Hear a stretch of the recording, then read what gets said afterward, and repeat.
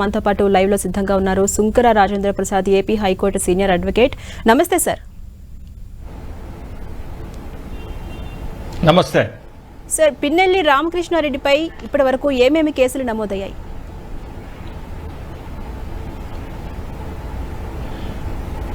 పిన్నెల్లి రామకృష్ణారెడ్డి గారి ఇప్పటికి 4 కేసులు ఎన్నికల సందర్భంగా ఆయన పాల్గొన్నటువంటి నేరాలకు సంబంధించి 4 కేసులు నమోదైనవి. అందుట్లో తీవ్రంగా ఉన్నది ఒకటి ఏమిటన్నట్లయితే ఆయన పోలింగ్ స్టేషన్ మీద దాడి చేసి అక్కడ ఉన్నటువంటి సామాగ్రిని ధ్వంసం చేయటం, తర్వాత ఏంటంటే అడ్డం వచ్చినటువంటి ఆ ఏజెంట్ మీద హత్యా ప్రయత్నం చేయటం అనేటువంటిది ఒకటి, తర్వాత ఒక మహిళ మీద కూడా గాయపరిచారు అనేటువంటి మరొక కేసు, అదేవిధంగా సర్కిల్ ఇన్స్పెక్టర్ మీద కూడా దాడి చేశారని మొత్తం 4 కేసులు ఆయన మీద నమోదు చేయడం జరిగింది.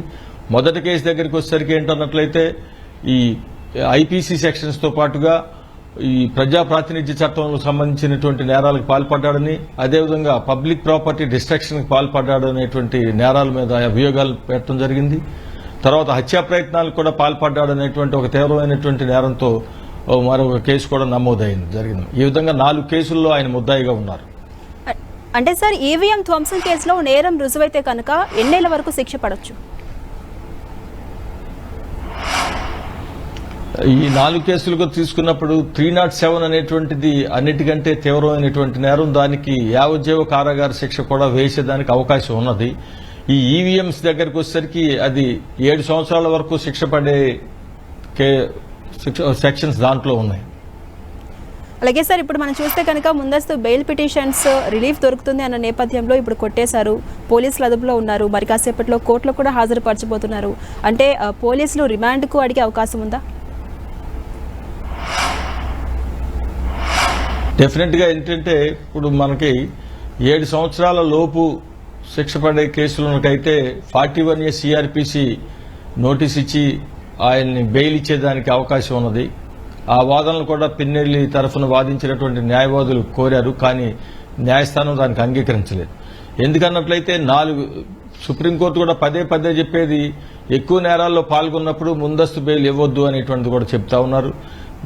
దీంట్లోకి వచ్చేసరికి ఏంటంటే ఈఎంబీలని పగలగొట్టడం, అదేవిధంగా పోలీస్ స్టేషన్ మీద దాడి చేయడం అనేటువంటిది ఒక తీవ్రమైనటువంటి నేరం.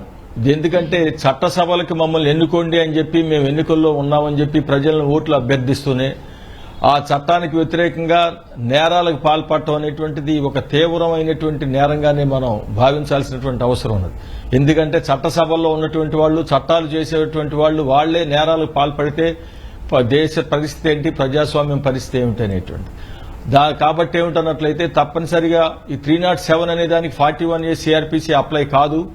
ఈ 4 నేరాలు ఉన్నాయి కాబట్టి ఆయన డెఫినెట్ గా ఏంటంటే 4 కేసుల్లో కూడా రిమాండ్ న్యాయస్థానం విధిస్తుంది. విధించిన తర్వాత వీళ్ళు రెగ్యులర్ బెయిల్ దాఖలు చేసుకోవాల్సినటువంటి అవసరం ఉంటుంది. రెగ్యులర్ బెయిల్ కూడా నేరం తీవ్రత, ఈయన సాక్షులతో ఏమైనా జోక్యం చేసుకుంటున్నారా, విచారణలో ఏమైనా జోక్యం చేసుకుంటున్నారా అనేటువంటి అనేక అంశాలను పరిశీలించి మాత్రమే బెయిల్ ఇవ్వాలా లేదా అనేటువంటి విషయాన్ని తేలుస్తారు న్యాయస్థానం. అలాగే రాజేంద్ర ప్రసాద్ గారు, కోర్టు నుంచి బెయిల్ వచ్చే అవకాశాలు ఎంతవరకు ఉన్నాయి? దీంట్లో చూస్తే ఎప్పుడు బెయిల్ రావటం అయితే వస్తుంది, కానీ ఎప్పుడు వస్తుందా అనేటువంటిది, అంత ఆలస్యంగా వస్తుందా తొందరగా వస్తుందా అనేటువంటిదే సమస్య. సాధారణంగా వాళ్ళు ఉన్నటువంటి పరిస్థితులు ఏమిటంటే విచారణలో ఉన్న ఖైదీలను ఎక్కువ కాలం జైల్లో ఉంచొద్దు అనేటువంటి ఉంటా ఉంది. కానీ ఇది ఒక ప్రత్యేకమైనటువంటి కేసులు. ఈయన తీవ్రమైనటువంటి నేరాలకి పాల్పడటం, అదేవిధంగా ఈయన మీద పెద్ద నేర చరిత్ర ఉండటం కూడా ఈయన బెయిల్కి కొంచెం ఆటంకం అవుతుంది, ఆలస్యం అవుతుంది. ఎందుకంటే ఛార్జ్షీట్ పెట్టేంత వరకు కూడా కొన్ని సందర్భాల్లో బెయిల్ ఇవ్వకపోవచ్చు, కానీ ఛార్జ్షీట్ పెట్టినా కూడా బెయిల్ ఇవ్వాల్సిన పని లేదనే కూడా అనేకమైనటువంటి తీర్పులు ఉన్నాయి. దాదాపుగా ఈయనకి ఏంటంటే బెయిల్ అనేటువంటిది వెంటనే వస్తుంది అనేటువంటిది మనం ఆశించలేము. దీనికి కొంత టైం, అది సుమారుగా ఒక 2 నెలల 3 నెలల అనేటువంటి టైం కూడా పట్టొచ్చు ఈయనకి.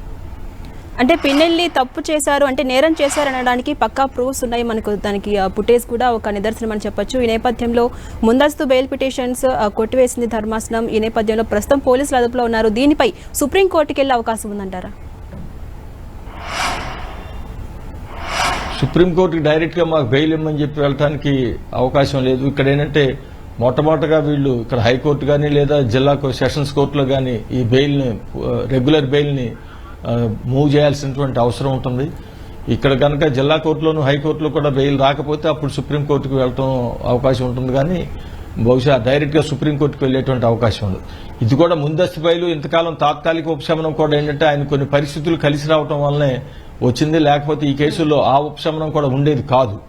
ఎందుకన్నట్లయితే ఎన్నికలు అవటం, కేసు పెట్టడం, తర్వాత ఈయన ఎన్నికల్లో అభ్యర్థి అవటం, ఈయనకి కొన్ని ఎన్నికల కౌంటింగ్ ప్రక్రియలు అవన్నీ ఉండటంతో న్యాయస్థానం కొంత లిబరల్ గానే ఆయనకు కొంత ఊరట ఇచ్చారు.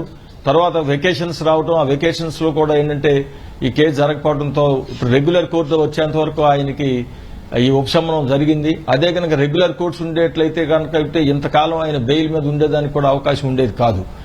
ఆ ఉపశమనం కూడా ఆయనకు అనుకోకుండా కలిగిందే, లేకపోతే మామూలుగా అయితే ఈ ఉపశమనం కూడా వచ్చేది కాదు ఆయనకి. Right, thank you Sunkara Rajendra Prasad గారు.